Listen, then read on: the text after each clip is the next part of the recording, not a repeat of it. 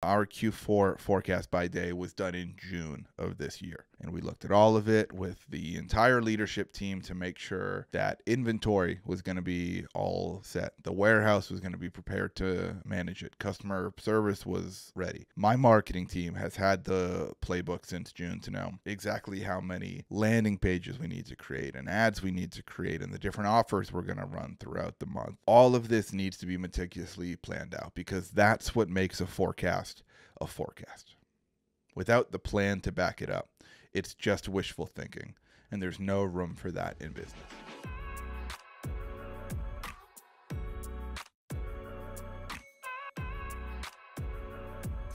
Welcome back, everybody, to episode 3 of 10 Tactics to Master before Q4, brought to you by Triple Whale. I'm your host, Nate Lagos, and I've got great news right off the bat.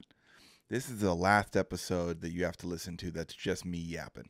I promise the rest I've got some amazing guests coming on. Sarah Levinger, McCoy from Portland Leather, Rabba Rahill, Connor from Ridge. I've got some absolute killers coming on the next few episodes.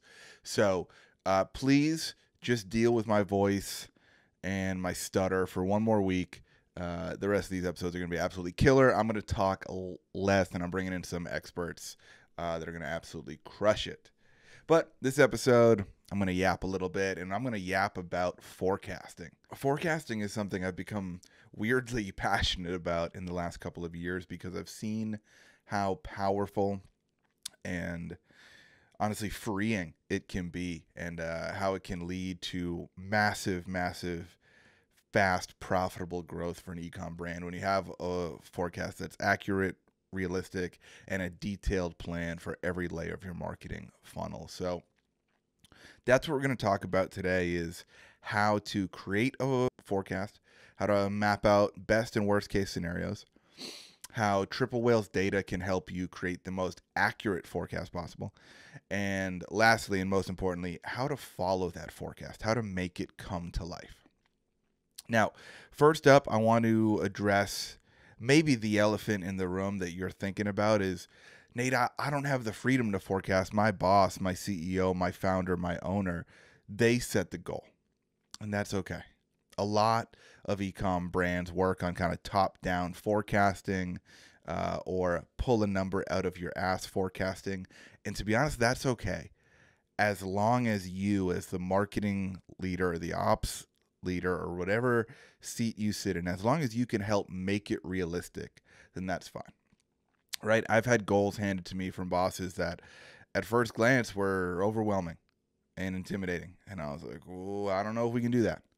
But then I went to my boss with a plan of saying, okay, if that number is the number, then here's all the resources I'm going to need. Here's the budget I'm going to need to spend on ads. Here's a new employee or a contractor or a new tactic that I'm going to need to help get this done. You need to go back to them with a plan of like, hey, okay, that number's possible, but here's what it's going to take. And I think something that gets overlooked a lot is forecasting is not just the number, right? That's what everyone thinks of. They think it's just going to be a number, 10 million for a year or a quarter or a month for some of you big dogs out there. But that is the start of the forecast, right? Anyone can throw a number out there, but the magic really comes in creating a plan to make that number realistic and to make sure that number happens. So that's what we're going to talk about today. But I'm going to start with an example that I've been failing at all year when it comes to forecasting. I could create a forecast that says, I'm going to lose weight. I'm going to lose a pound a week for a year, right? I'm going to lose 50 pounds this year. And that's a great number. That's, relatively realistic. But if that's all I outline, then nothing's going to stop me from going to the gas station and getting snacks tonight after dinner. And nothing's going to stop me from drinking 6 Jack and Cokes on Friday night. And nothing's going to stop me from going to Waffle House at 2 a.m. after I drink all those Jack and Cokes because I didn't create a forecast, right? I created a goal, lose weight. But if I didn't map out a diet plan, a workout plan, a list of foods and drinks that I'm not allowed to eat, then that is just a wishful thinking kind of number. And I don't have any actionable, tasks or to-dos that I can actually execute to help get me to that goal. And too many e-com brands are doing the same thing with their revenue forecasting. They'll throw out a number that won't be backed up by inventory or marketing ops or content creation or ad spend. It won't be backed up by any of the things that actually are going to help it bring to life. It's just a number. Then you don't hit it and everyone looks around and blames each other and no one knows what's actually going on. So let's walk through it. Your boss has given you a number. Let's call it 10 million, and it doesn't really matter if that's for the quarter, the month, or the year. That's going to be the example we look at. It might be your boss's job to give you the revenue number, and it should probably be your boss's job to give you the bottom line number or the contribution margin number too. But after that, the rest of this is going to come down to your marketing leader. You need to be able to go forecast by day, ad spend, revenue, returns, marketing performance metrics, fixed costs, and contribution margin or profit every single day for the time period that you're forecasting for. Now, that can be a lot of work. I recommend picking up some Red Bulls. I recommend spending a few days on it, but you're not alone here. If you're watching this and if you're a customer of Triple Whale, I need to tell you that Moby, their new AI tool, was my best bud the week that I was working on our forecast for Q4. You can ask them, to create the forecast for you. And you can tell them like, hey, we have a $10 million goal for Q4. Please create a revenue and ad spend forecast by day based on our historical data. And he'll spit out something that for us was pretty close to accurate, pretty close to what I thought we were going to see. I tweaked a couple things here and there because Moby doesn't know that we're going to start our sale early, so I'm going to scale ad spend earlier in November. We're going to try to pull returning customer revenue before Black Friday. We're going to keep scaling through December. So we had to massage it a bit, but it gave me a great baseline to start with. But Moby wasn't just good at creating the forecast himself. Are we calling him a him these days? Right? Moby? That's a guy's name, right? Cool. What Moby could do that was so great is I could ask him quick questions that I could go find in Triple Whale or on Facebook or in my own Google Sheets on my own, but his speed is insane. It's like I could just ask him like, hey, give me, our blended ROAS by day for all of November last year. And he'd spit out every day super quickly, and I could compare that to metrics I'm forecasting for this Q4, right? So when I have that data at my fingertips, it's easy to go and forecast like, all right, we should expect worse marketing performance at the beginning of the month, gets better as we get towards Thanksgiving and Black Friday, massive spike for BFCM, and then everything kind of, returns to what's normal for that time of year, but December is still better than November. And just having all that data at your fingertips is incredibly empowering when you're working through a forecast by day. And I do think it's important that you forecast this by day. If not, I think at the very least, I think you should do it by week. I think having this plan forces you into better behavior. It forces you into doing the work required to actually hit your goals because hey, Monday revenue is supposed to increase by 10% and stay there for 4 days. And then it's going to increase by 10% again. And it's going to increase by 10% again. And seeing those things on the calendar, they're not just there to make you anxious. They're there so you can make sure you're preparing. Make sure if revenue is supposed to increase on Tuesday, you increase ad spend on Monday. And make sure that if you're not ready to do that because you don't think you have the content or the landing pages or the offers or whatever you need ready to increase your ad spend and hit that goal, then you need to get to work on it. So I like to forecast everything out by day.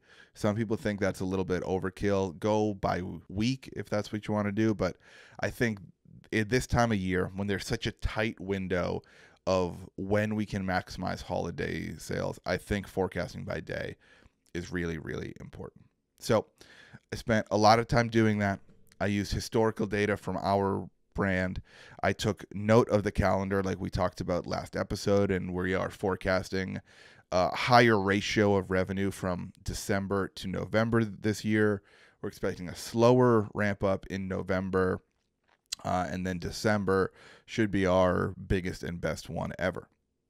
Now, the other thing you should be doing when creating the forecast is make sure it maps somewhat realistically to your growth trajectory for this year. We've talked about already how quarters 1 through 3 can be a great indicator of how Q4 is going to go. So if you're down 10% year over year and you're telling your marketing team that the goal for Q4 is to beat last Q4 by 50%, I think you're setting them up to fail. And it's not that you can't strive to improve, but maybe the goal should be to stay even with last year or grow by 10% from last year. It's okay if it doesn't line up exactly. You can obviously make changes throughout the year and improve. Like for us, we're growing 60% year to date. The goal for Q4 is to grow 70% from last year. So it's elevated a bit from where we've been at, but again, it's not 120% from last year. It's within the realm of what's already been happening. We know that Q4 is going to have this compounding effect on whatever you've been doing all year. So keep your Q4 goal, realistic relative to your growth trajectory for this year so far. Now, this is what our revenue trend line looks like this Q4. And this is pretty much what I've seen in Triple Whale for all brands from previous years. It's consistent with what I talked to with other 8 and 9-figure CMOs and VPs of marketing. There's nothing too revolutionary on here, but I just wanted to show it to make sure that you're in the ballpark, right? October, for us, I mentioned it before, I call it like Q3.5. It's not really Q4, unless you sell something to do with baseball when playoffs are humming in October. You're not going to get a big pop in in October. November comes and you start to see this year will be a very slow ramp up with how late Thanksgiving and Black Friday are. Big spike on Black Friday, another spike on Cyber Monday. Should be smaller than Black Friday. I typically see Cyber Monday end up anywhere between 60 and 80% of what Black Friday is for brands. And then for us this year, we know because of the calendar, we have to continue to scale ad spend into and through December. So we expect revenue to follow that trend line as well. Now, I'd like to pause here and let you know a couple things. One, last Q4, we hit our BFCM revenue and contribution margin forecast within 1%. We beat it by like 0.7%. It was like the closest we've ever come to a forecast. All of Q4, we hit it within like 10%. We beat it by a few percentage points. And I'm not just flexing here. I am a little bit. But the point I want to make is that I can't predict the future, right? My forecast was not more accurate, or, I don't have a crystal ball, but hitting it so closely was a result of just following the plan we created for ourselves, right? Along with this revenue forecast, like I mentioned, we had ad spend forecasted by day, contribution margin, fixed costs, content creation costs, everything that comes out of my marketing team's kind of performance metrics, we forecasted by day. And we know that the only numbers we can't control on there are revenue and profit. But we can control ad spend, depending on how much content we're putting out and testing and what CRO work we're doing. We can relatively control the performance of that ad spend. And what that leads to is no surprises, right? Everything went pretty much exactly how we thought it was going to go. And that's what we're seeing this year as well. The only chance you have of hitting your forecast is if you follow it to a T. That means your ops team has to buy the right amount of inventory and make sure it's in the warehouse in time. Your marketing team has to spend the right amount of money on ads on the days and weeks and months that they're supposed to. You have to excellently execute your marketing plan from A to Z to make sure that everything adds up to that goal, that forecast that maybe your boss gave you. Now,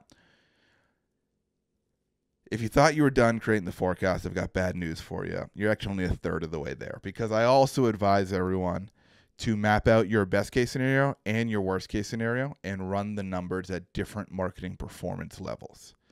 I can't stress this enough. I've seen it happen time and time again to brands, and it's a vicious cycle of a downward spiral that loses you money, and it's hard for brands to pull out of it. What happens is you get into Q4 and marketing performance is just a little bit worse than you'd like. So your CEO or your CFO or maybe even your CMO might suggest cutting ad spend in order to gain efficiency. But cutting advertising spend, especially in Q4, is a losing strategy. Here's the example that I've seen play out time and time again. Let's again say you're planning for a $10 million Q4. You know, given your current efficiency metrics, you expect to spend $4 million on ads at a 2.5 return on ad spend. Factor in some overhead, COGS at 30%. You end up with $2.5 million in contribution margin. Now let's look at column C. Column C is what happens if your marketing performs worse than you thought and blended ROAS shrinks from a 2.5 to a 2.25. But the key here is you spend the same amount of money on ads. And you miss your profit goal of 2.5 million, but you do 1.8. Column C is a much better scenario than column D, which I see all the time. Marketing performance isn't at that 2.5 return on ad spend goal. So someone suggests cutting ad spend in order to gain efficiency. So you only end up spending $3.2 million on ads. Spoiler alert, cutting ad spend doesn't always increase efficiency, especially this time of year.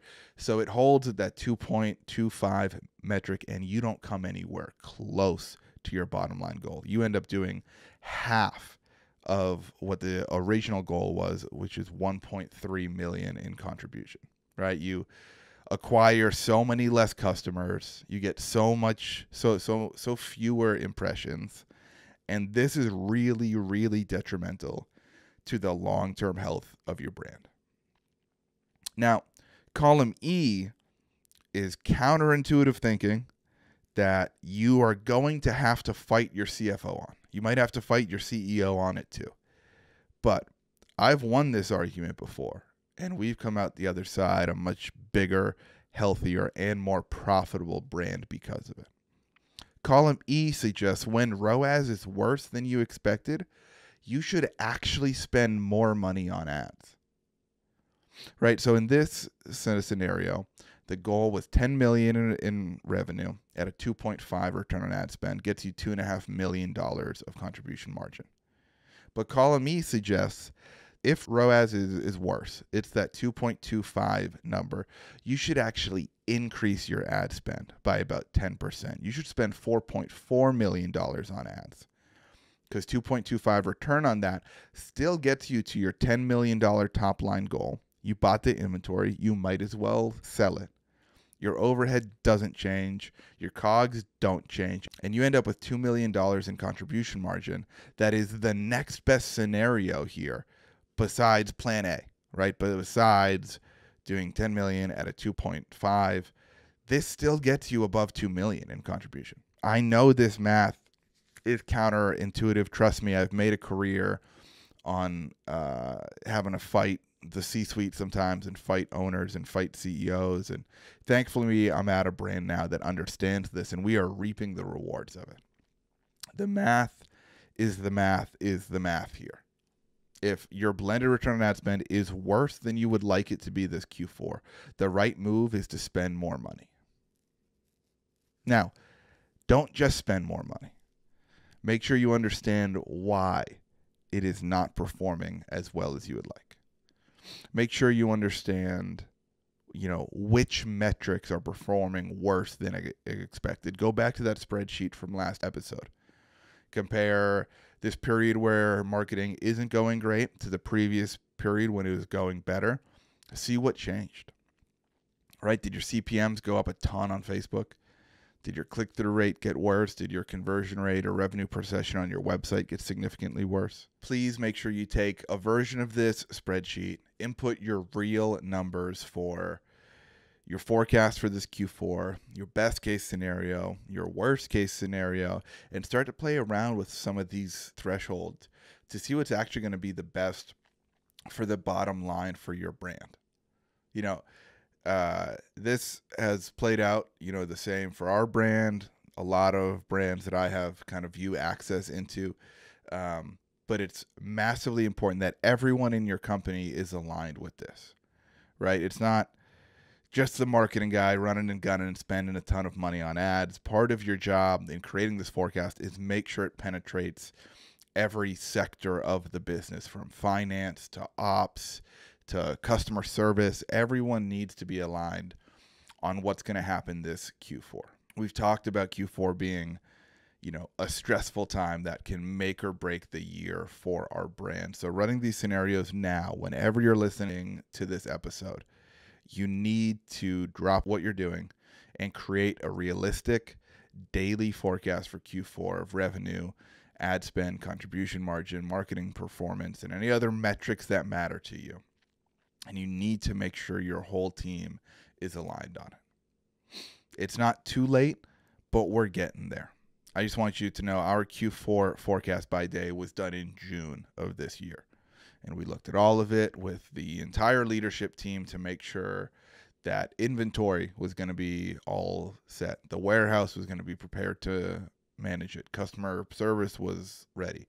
My marketing team has had the playbook since June to know exactly how many landing pages we need to create and ads we need to create and the different offers we're going to run throughout the month. And all of this needs to be meticulously planned out, because that's what makes a forecast a forecast. Without the plan to back it up, it's just wishful thinking, and there's no room for that in business. Let me touch on something else that people ask me a lot about in forecasts as well. People always wonder, like, hey, if Q4 is going to be this massive increase in revenue, do I need a massive amount of more content, landing pages, offers? What do we need to be doing to support that elevated level of ad spend? And here's what I'll tell you. I'll tell you that the volume of content or the volume of LPs or the volume of anything you need to do is a little bit dependent on how well you know your customers, how good you and your marketing team are at creating content and headlines and copy and offers that can convert. There's a lot of talk these days about testing a massive amount of content. They kind of take throw a bunch of crap at the wall and see what sticks approach. But to be honest, to me, that just sounds like you end up with crap all over your wall. And I don't like that at all. So we take more of a sniper rifle approach than a shotgun approach to content creation. But this isn't about preaching, my dogma or my theories on it. What I want you to do is take a look at what you've done for the last year, especially if it's gone well. If you're spending $100,000 a week on ads, how much new content have you launched? How many new landing pages have you tested? Right? Use your own brand's kind of historical data more than anything, more than what industry experts are saying you should expect from this Q4, more than what I'm saying of what you should expect from this Q4. Look at what you've been doing this year. I can tell you for sure your content output does not have to scale linearly with increased ad spend in Q4. Don't get me wrong. We're launching a lot of new creative. We'll launch more creative the first week of November than we've launched any week this year. But it's not one-to-one. It's not like if we launch 10 ads for $100,000 in ad spend, when we spend $1 million on ads, we don't have to launch 10 times that. It doesn't have to scale, one-to-one, but it should scale along with it. So use your brand's historical data, what's performed best for you guys on the content front, and just make sure you're giving yourself a good shot at being able to scale ad spend without losing a ton of efficiency. The other thing I'll say is I fully expect the ads that are going to spend the majority of the money in Q4 are already live. They don't mention the Christmas sale. They don't mention the Black Friday sale. They don't even mention any discount at all. But Evergreen ads have carried us through the last few big holiday pushes of Christmas, Father's Day, Valentine's Day. I've had ads on for a year now. And the reason why we're able to do that is because we know our customers really well. In the next episode, Sarah Levinger joins me, and we're going to talk about how we've created content together that actually converts, that can actually change someone's behavior. And it's been really, really powerful for us. So having ads that we know are absolutely crushing it and have worked for a year takes a little bit of the pressure off content creation going into this Q4. Right, I know I already have a stable of content live in my ad account spending money right now that will, carry the weight of our budget in Q4, even when our budget, increases 6x from where it's at today. The other thing I always tell people to do, go look at your best performing ads from last Q4 and turn them back on, right? If you're running a similar offer, then there's no reason not to just go flip those ads back on, right? I would highly encourage you to go look at what crushed for you guys last year. If it's a different offer, maybe you have to tweak it for this year. But we have a bunch of ads that I plan on just turning back on that already have, millions of impressions and thousands of comments and a bunch of social proof and past customers commenting on them, telling us that they got a watch for Christmas and they love it. So you can lean on a lot of what your brand's been doing to date, especially if it's been going well, to kind of carry you through Q4. In Q3 of this year, we are investing more in content creation than we ever have, or at least since I've been here in the last 3 years. And to be honest, I feel like all of it's gravy. Because again, I know that I've got evergreen ads that have been on for a year that crush year round. I also know that I've got a stable of Black Friday and Christmas ads from last year that I can flip back on at a moment's notice. And everything new we're shooting is just trying to fill some gaps. It's just trying to, hit on a couple things that last year's content didn't hit on. It's trying to showcase some new products that we didn't have a year ago. And it's trying some new funky stuff that we haven't really done before. So if you're a brand that's been doing well and you're wondering how to scale content this Q4 when your ad spend is going to scale dramatically, make sure part of your forecast is a creative strategy doc. Make sure you look at what has performed well for you historically. See if you can repurpose anything that's gone well. Trust that you have evergreen ads that can continue to run from now till the end of the year. And only create new content when it's truly providing something net new that you don't already have in your Dropbox somewhere. I think that can be really, really powerful. Another reason why I like to lean on kind of evergreen ads during sales periods is because at the end of the sales period, you don't have to turn them off.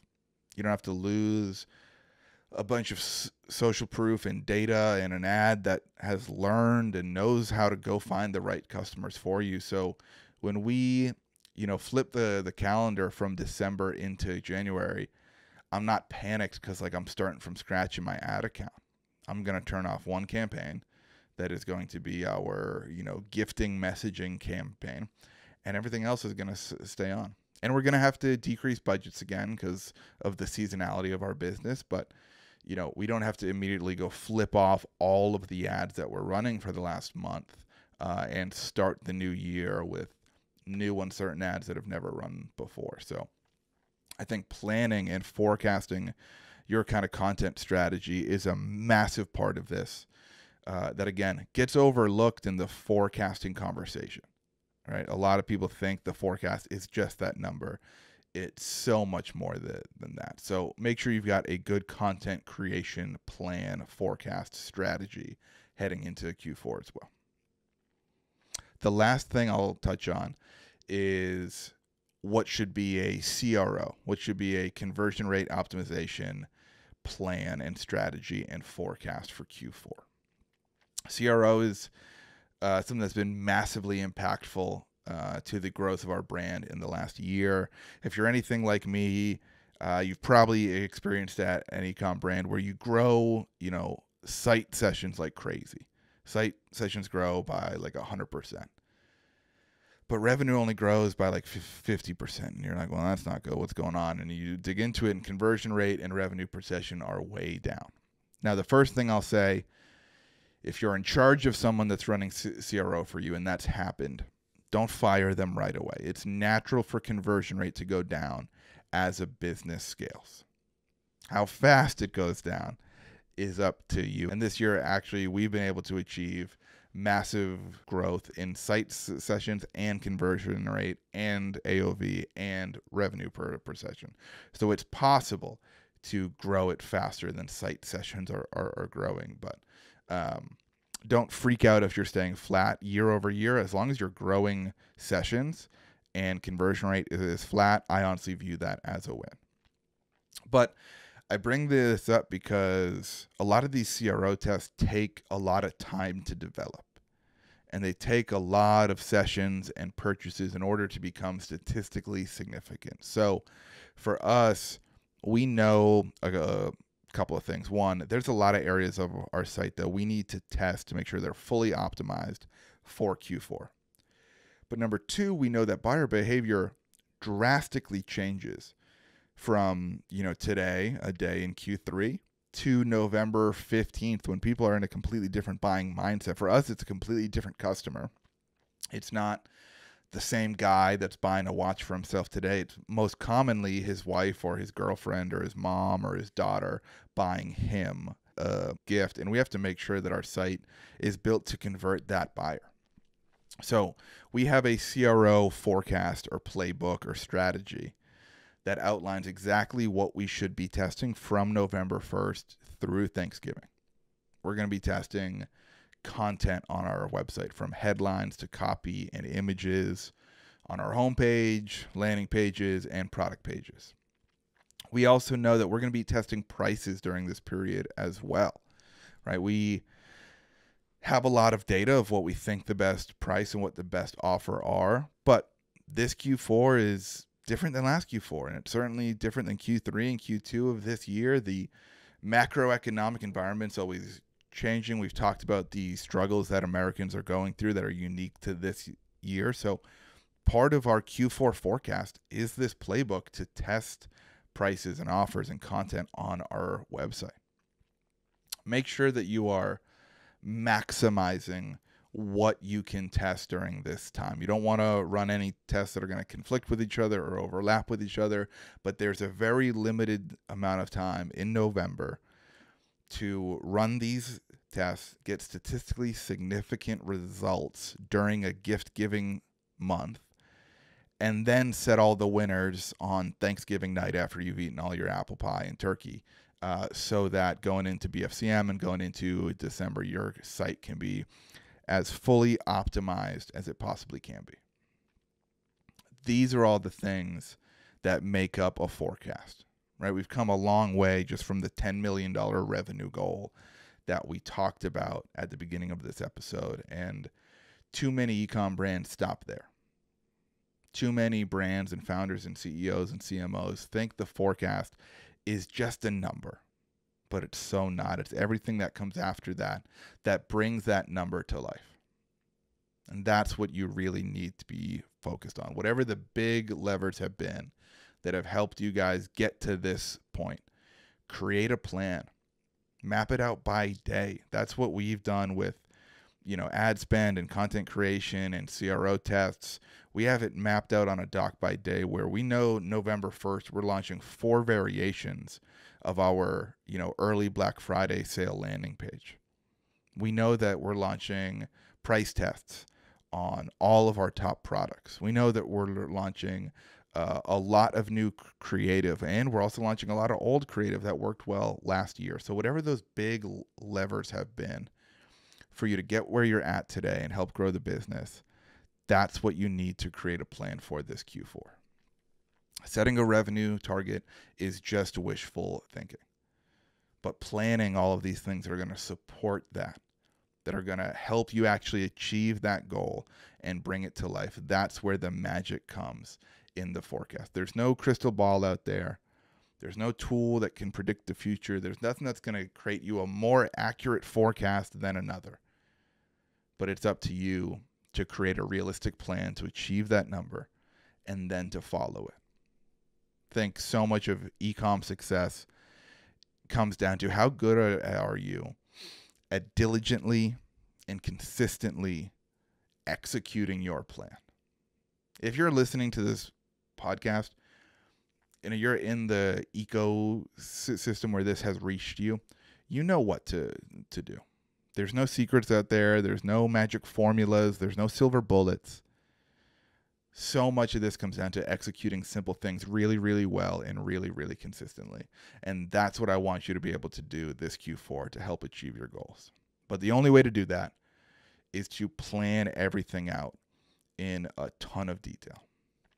Whatever the big levers are that have helped you grow your business, content creation, CRO, price testing, offer testing, ad spend, whatever it is, email strategy, make sure you plan that and make sure it lines up with your profit and revenue and ad spend goals. And that's how you're going to be able to go to your owner or your CEO or your boss on December 28th and say, look, we hit every single one of our goals. The plan we had was executed perfectly and it worked.